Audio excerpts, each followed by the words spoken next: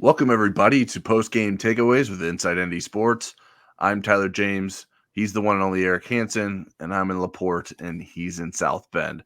We're here to share our postgame takeaways from Notre Dame's 28-3 victory over Miami University. Eric, this was far from a masterpiece for Notre Dame, but what was your biggest takeaway from this win over a MAC foe? My biggest win was kind of how Riley Leonard handled the slow start and the booing. And I thought kind of by the end of the game, if you looked at his stats at the end of the game, you'd say, oh, okay, this was a step forward. And you kind of had to watch the whole evolution of the game. But for me, that was the biggest thing on offense. And on defense, they played the way that they need to play in every game because the offense is going to be, still a work in progress till we're not sure.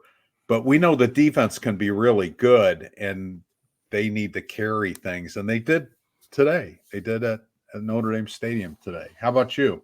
Yeah, the defense didn't let up. I was watching the game from home today, and it was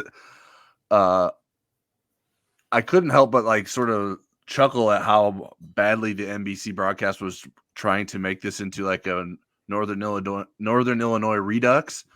Okay. Where yes, it was very uncomfortable in the first half for Notre Dame, but Miami did not have the recipe to pull this off because Miami didn't start fast. Miami's offense couldn't get going against Notre Dame's defense. And I think that was the biggest difference that didn't allow Miami to.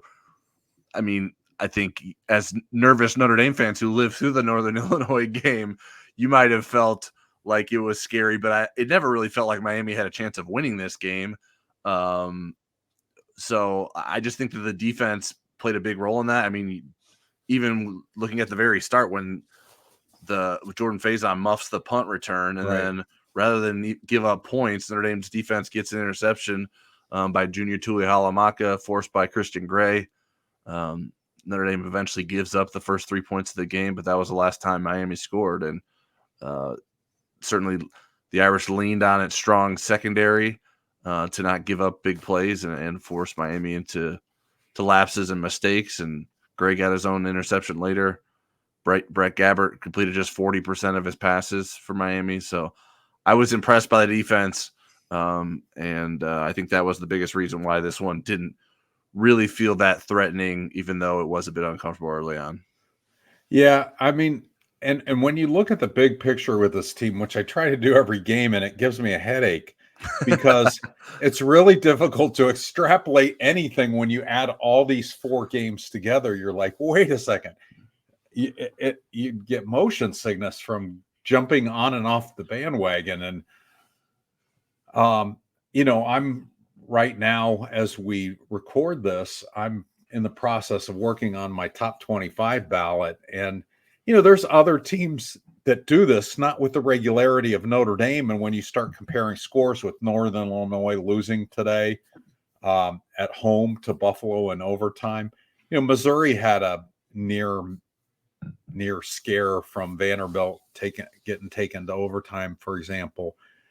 But, I keep trying to compare what I'm seeing to what this team's aspirations are. And I keep trying to do the calculus of whether they can get there. And it's just kind of a zigzaggy road right now. But I think they haven't played themselves out of being that team. And I did come away encouraged with who I still think Riley Leonard can become. I thought, he was better with the deep ball once he got past, some of the bad play in the first half where Notre Dame had 2 3-and-outs and a 5-and-out in their first 3 drives. I'm still encouraged on what this team can be, but the inflection point, Tyler, may be coming next Saturday when Louisville comes to town. We thought it would probably be in November, and I think they're going to be tested before they're completely ready with Louisville and maybe to a certain extent with Georgia Tech in October. So better buckle up. Yeah, the Louisville game sort of feels like the Clemson game of last year, and to have that so early in the season, I think is a little bit of a surprise. But I think we should know what the potential this Notre Dame team has after next Saturday. I think certainly I think we've seen, based on the way the season has started, that what Notre Dame does against Louisville will not guarantee what it does in any of the weeks following that.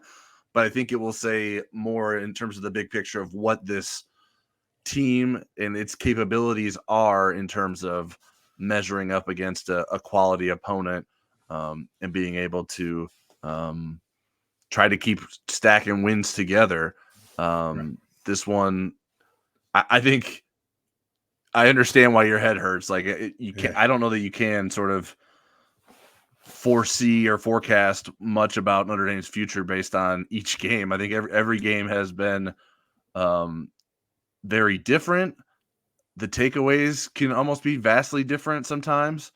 And so I think that I think by this point, there's not much we can say besides, well, let's see what they look like next week. I feel like that's sort of now that we get paid to say more than that, so we'll have to come up with other things. But it's a befuddling team for sure. They're including the 100 yards and penalties today. Yeah, penalties was bad. So I think that Notre Dame has more to get to and scratch for. But the way that they fought today, I think, was at least admirable. The way that the offense sort of found its footing. The circling back to the Riley Leonard thing, this is the thing that I've been poking at. It's like, it's not that he's incapable, just because it's he's not doing it. That was a pretty capable throw that Riley Leonard made on the 38-yard touchdown pass to Bo Collins. Some of his other downfield shots either resulted in pass interference penalties or gave the offense chances to make plays. So I think there's little pieces here and there that you can see how, if this all comes together, Notre Dame can be something to be worried about if you're the opponent. But we've yet to really see the complete game from the Irish. And I guess you could probably say that about the Purdue win last week, but I don't know. Purdue just seems so bad that it's almost like I honestly feel like we have a better sense for Notre Dame based on the Northern Illinois and Miami games than we do from the Purdue game. Yeah, and Purdue was losing handily to Oregon State tonight. That game wasn't over when we started taping this, but it was pretty close to the end. And Texas A&M had a hard time tonight, although they were impressive at Florida the week before and had moved back into the top 25. So again, you're putting all these pieces together, and even just looking at Notre Dame, they finally got good punting tonight. Who knew they'd have to do it so often, but they got good punting. A bad snap on a field goal, a long field goal attempt.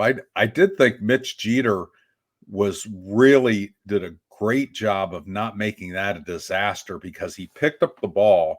Yep. And he was pretty deep. I mean, that would have been about a 15 or 20 yard loss at that point. And he ran around and he got outside the tackle box and he threw a pass that nobody could catch, but he didn't throw an interception. And then it just meant that Miami took the ball over at the line of scrimmage instead of way back 20 yards, behind. So, maybe Mitch Jeter, maybe the fans will start calling for Mitch Jeter to throw more passes. Yeah, it's awfully funny that the game where James Randall has his best game of the season as a punter for Notre Dame with 47.2 yards per punt on 4 punts and pinning Miami inside the 20 twice.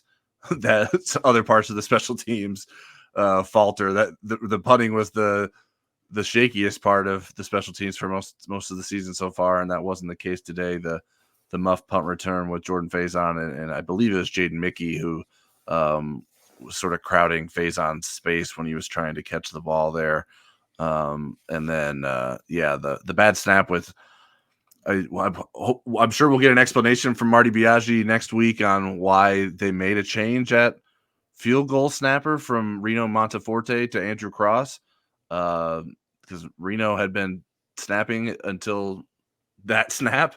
They made a change for the game, and then they brought Reno back in after that because that was a low snap that Chris Salerno couldn't handle from across. So it certainly a weird twist there. The other thing, another thing I wanted to mention was that more Boubacar isn't a bad thing. The way that Boubacar Traore played against Miami was impressive in his first career start with 5 tackles and 2 sacks. And my concern with following the Jordan Botelho injury was that it was going to make Boubacar Traore have to play more and not be a complementary piece, and also then sort of lift Junior Tui Halamaka in a role that Notre Dame has not wanted to use him in. But both of them played well. Tui Halamaka came up with the interception and then also had a nice tackle for loss that sort of disrupted a Miami drive in the first half too.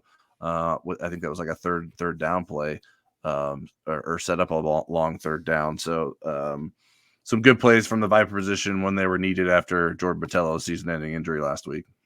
Yeah, and I thought Al Golden did a good job of just tightening up the defense at halftime. They were really dominant in the second half, and that was impressive. And that was what we didn't get in the Northern Illinois game. The Northern Illinois game, I thought there were going to be adjustments and tightening things up. And I mean, Brett Gabbert is a good, not a great, but a good college quarterback. This was his 42nd start. And his pass efficiency, he was 14 of 35 with 2 interceptions, 119 yards. That was the second worst pass efficiency ranking, 57.1 in his 42 starts. The number one was 4th game of his freshman year, which was 2019, against a really good Ohio State team that ended up playing in the college football playoff semifinals that year and finishing number 3 in the polls. So that was impressive what they did on defense. Louisville had kind of a tussle with Georgia Tech. They were able to pull away. What are your thoughts going to, do you feel like you know what Louisville is? Because their first 2 wins were over really, really bad teams that were combined 0-6 going into today. Yeah, I don't know that I know for sure what Louisville is. Like, how good is Louisville's offense, I think, is something that we don't know. I mean, I think Louisville's defense is pretty solid. But Tyler Shaw as the quarterback, like what is he exactly? I think he's had very good stats. But like, what is that a product of the opponents that they're playing? How good will that look against Notre Dame? Because I mean, that was what Notre Dame did so well today, is that it played pass defense well. It was confident in what it could do with that. I'm not sure it was selling out against the run, which Notre Dame gives up 110 yards to a team that had only rushed for 64 yards in the first 2 games combined. But the worst rushing team in the country. So which makes it sound they're going to finish the season as the worst rushing team in the country. They just had 2 very bad games rushing the football. So we'll see what Notre Dame's defensive scheme looks like. I think you have to feel really confident with where Notre Dame's secondary is. Like, obviously, you have very strong points in Benjamin Morrison and Xavier Watts, but there doesn't feel like a real weakness with the way Adon Schuler and Christian Gray are playing. And then Jordan Clark's playing pretty well. I feel like the slot was obviously that's the best skill player on Miami's offense is Cade McDonald, the slot receiver. So they were able to get some yardage there. But I think Notre Dame's defense, if it's playing well, and as long as it can get its pass rush home, whether it's with a combination of blitzes or with the different skill sets of its pass rushers up front, I think if we're looking ahead to Louisville, that could play a key role in what the outcome of that game is. All right, Eric, anything else you want to add before we get out of here? I would like to add that I am really interested to see how this Louisville game turns out. And the thing is, Notre Dame has got, I mean, they're not going to get another chance. They're not going to get in at 10-2. They have to run the table at this point, especially with USC losing at Michigan today. When the polls come out Sunday, Louisville will be Notre Dame's highest ranked opponent, and they have to go get this one while they have the opportunity, whether they're peaking or not. This is a game that they have to play really well. Yeah, and Riley Leonard mentioned it's a redemption game for him, and certainly a redemption game for his teammates with Notre Dame losing to Louisville last year. So before we let everyone go, I want to remind our viewers of our partner Autograph. You can now find Inside ND Sports content on the Autograph app, which is free to download on Android and iOS devices. There are many cool tools and features in the app, including the daily replay, which summarizes the news from the previous day with links to content you may have missed. And it even mentioned Eric Hansen by name last week. You can download the app with the QR code at the bottom of our screen or by using the link listed in the video description. From there, go find our content in the Notre Dame community. Make sure you use referral code INDS so Autograph knows that we sent you. Make sure that you subscribe to us here on YouTube to our channel for free. And subscribe to us over at InsideNDSports.com with a 30-day free trial using promo code NDYT. And if you got some opinions, let us know your biggest takeaways from this win over Miami Saturday. And that's all we'll have today. We'll see you Monday night for Football Never Sleeps.